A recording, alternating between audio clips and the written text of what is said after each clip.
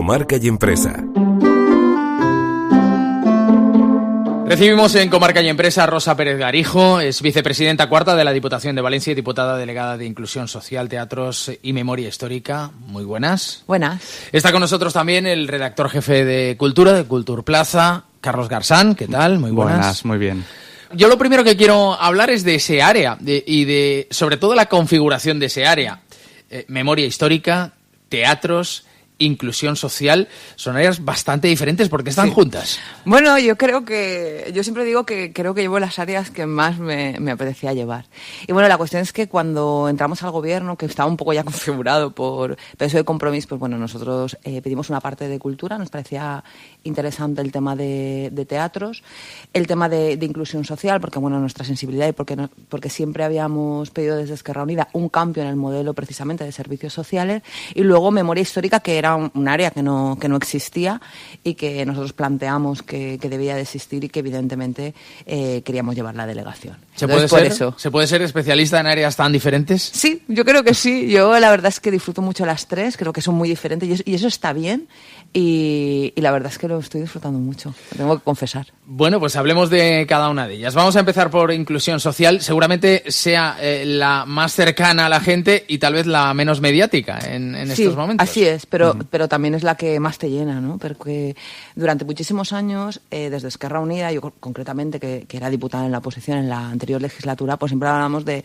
que había que cambiar el modelo de servicios sociales, que era básicamente asistencialista, pues que, bueno, parcheos concretos que no solucionan nada y que bueno, que nosotros apostábamos por un modelo de justicia social, es decir, de prevención y de que se conciban los derechos sociales como derechos, que no sea una cuestión de cuando la gente está en una situación, bueno, pues prácticamente marginal, que se concedan determinadas ayudas. Entonces eso significaba cambiar totalmente el modelo.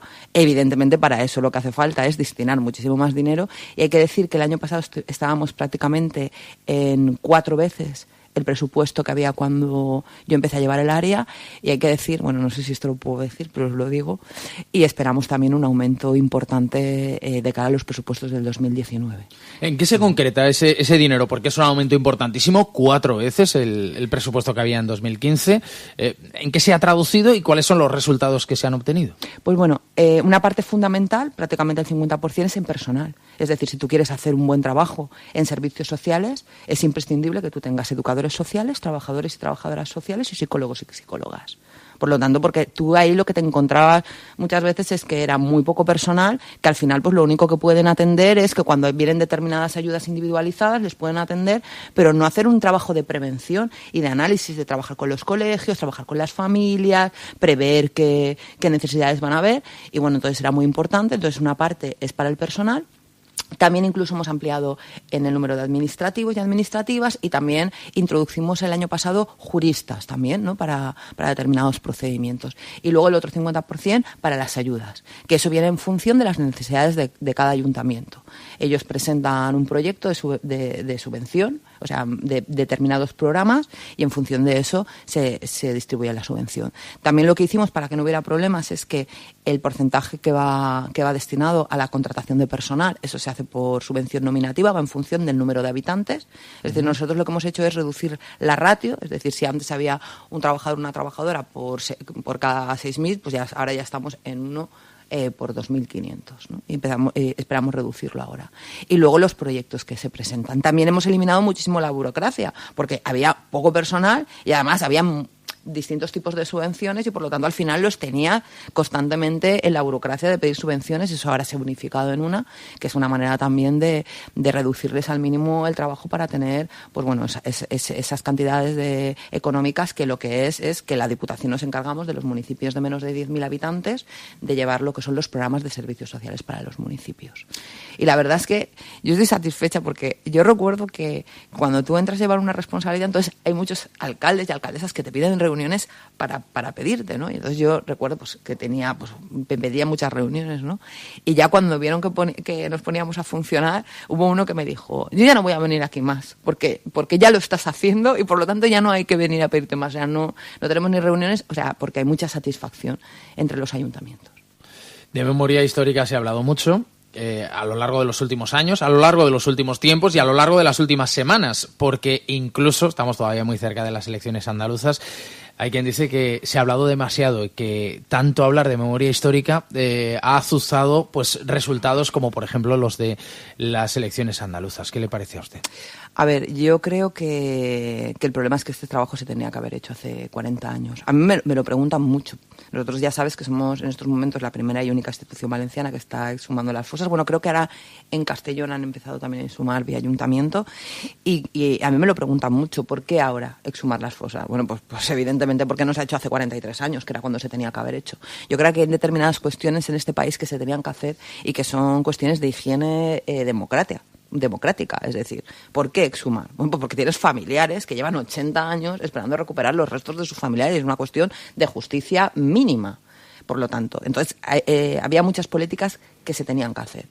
Yo siempre digo que no es que no se hayan hecho políticas de memoria, es que se han hecho políticas de desmemoria. Y nosotros somos de una generación que cuando estudiábamos EGB nunca llegábamos a ver ni la guerra civil, ni la dictadura. Vamos, eso no lo estudiábamos, cuando estudiamos secundaria tampoco. Y yo soy profesora de facultad y tú te das cuenta que tus alumnos, o sea, es que no saben. Ayer, por ejemplo, hicimos un debate, porque son alumnos de Derecho y de Ciencias Políticas, ¿no?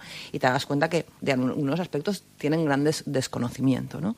Entonces, es importante que se conozca qué pasó en la historia más reciente y más gris de nuestro país, porque los pueblos que no conocen su historia tienden a repetirla. Por lo tanto, había que hacer determinadas políticas de memoria.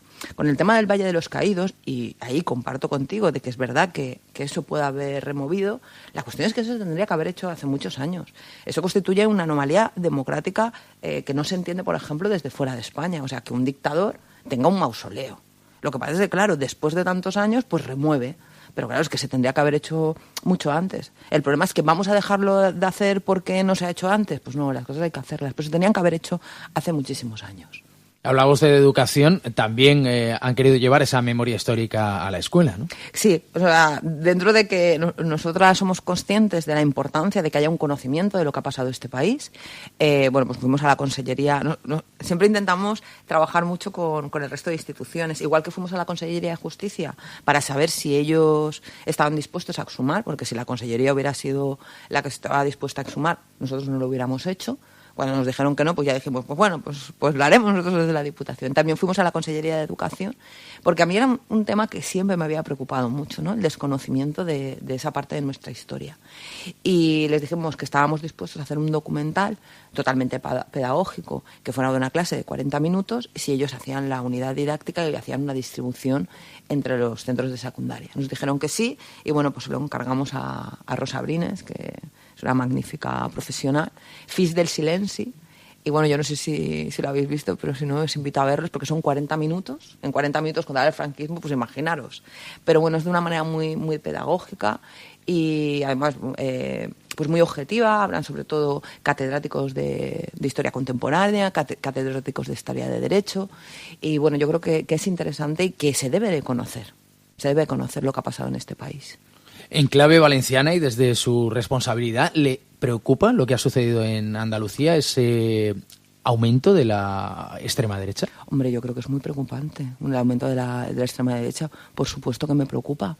Y más porque, bueno, hemos vivido lo que hemos vivido en este país y que determinados valores estén en el alza es muy preocupante porque estamos hablando de unos valores que lo que hacen precisamente es limitar o intentar limitar los derechos del resto. O sea, yo cuando oigo determinados discursos en contra del feminismo, en contra de los inmigrantes, de determinadas libertades, me asusto mucho porque... Y yo creo que por eso es fundamental que se conozca lo que ha pasado en este país.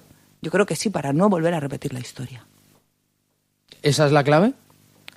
Para que no suceda en Valencia lo que ha sucedido en Andalucía. Bueno, yo creo que esa es una de las claves. Yo creo que hay mucho desconocimiento de qué pasó en este país, ¿no?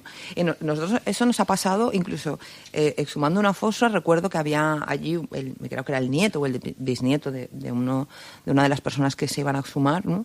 Y contaba que él había tardado muchos años en saber que en realidad era familia, era descendiente de un represaliado del franquismo, porque toda la vida le habían dicho que su abuelo había muerto en la guerra luchando por el bando nacional, ¿no?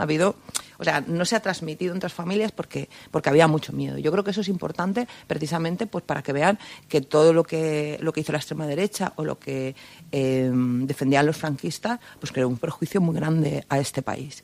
Evidentemente no es lo único. Yo creo que hay que ver, que hay que estudiar bien por qué esa alza en estos momentos. Sí que ya se está empezando a valorar y a estudiar cómo ha sido el resultado. Parece ser que han tenido mejores resultados en aquellas zonas con un alto nivel económico y que lo que hay que hacer es que haya una participación mayor de la izquierda en las urnas, que yo creo que es lo que ha pasado en Andalucía. Y ahí, evidentemente, hay que hacer autocrítica, porque no puedes siempre criticar al de al lado y decir, no, es que yo lo hago todo perfecto, ¿no? Pues habrá que ver cómo hay que hacer llegar el mensaje verdaderamente pues para que la gente participe, porque además también es muy importante que en una democracia que yo considero muy joven, porque nosotros no venimos de grandes tradiciones democráticas de muchísimos siglos, como por ejemplo Francia, ¿sabes? Pues que la gente no esté por participar o esté tan desmotivada de la política, y yo creo que eso es importante y eso se tiene que trabajar, y que evidentemente pues ahí pues todos tenemos una parte de responsabilidad. Hablaba antes de la exhumación de fosas, de que la Diputación ha sido la primera administración valenciana en exhumar esas fosas. ¿Cuántas se han exhumado? ¿Cuántos represaliados? En estos momentos creo que vamos ya por la número 11 y creo que estamos en torno a los 400. ¿Y cuántos quedan? Pues allí se fusilaron 2.238.